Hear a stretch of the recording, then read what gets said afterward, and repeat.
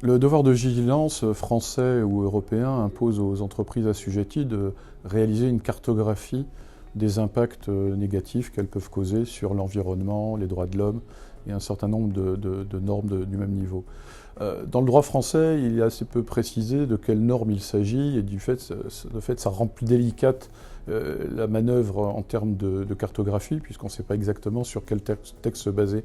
Ce qui impose d'ailleurs en prévision d'une cartographie de définir au niveau de l'entreprise quel texte substantiel, droits de l'homme, travail des enfants, travail forcé, etc., elle va véritablement essayer d'analyser au niveau de ses impacts propres.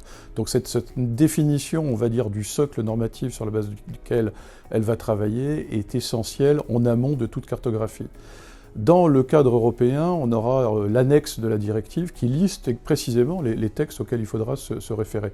Donc ça facilite les choses et au niveau de ces textes, ce qui sera le plus important pour préparer la cartographie sera probablement de former les équipes internes qui participeront au travail de cartographie à ces textes-là. Qu'est-ce qu'ils veulent dire? Quelles sont les obligations induites? Comment ils s'appliquent? Dans quel pays? Selon quelle forme? Est-ce que les pays où on travaille appliquent déjà les traités internationaux ou non? Et donc tout ça va définir un petit peu le cadre conceptuel de la cartographie.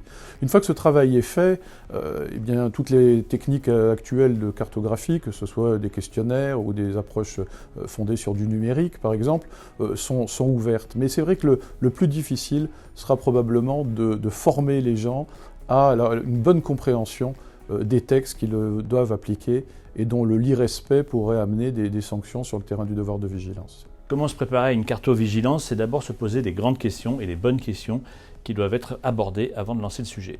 D'abord, quelle cartographie? Comprendre les cartographies, dans quel exercice on va intégrer cette cartographie vigilance.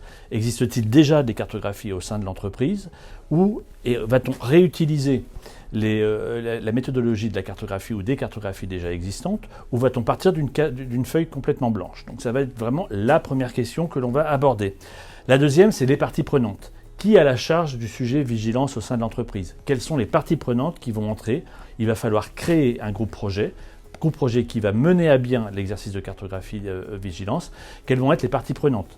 Est-ce plus le juridique? Est-ce la compliance? Est-ce la communication? Est-ce le RSE? Il va donc falloir identifier ces parties prenantes. Quel va être le périmètre de la cartographie vigilance que l'on va mettre en place?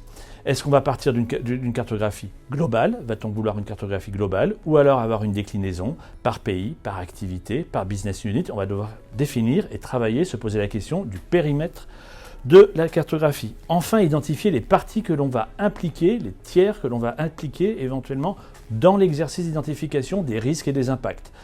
Va-t-on interviewer seulement des personnes internes à l'entreprise ou va-t-on ouvrir et interviewer des personnes externes à l'entreprise? Et enfin, si l'on passe une dernière question, c'est la méthodologie. Comment va-t-on identifier ces risques? Par des entretiens, des ateliers, des formations ou des séminaires de sensibilisation, des questionnaires. Il va donc falloir traiter l'ensemble de ces points pour définir comment on va appréhender, comment on va se préparer à la cartographie vigilance.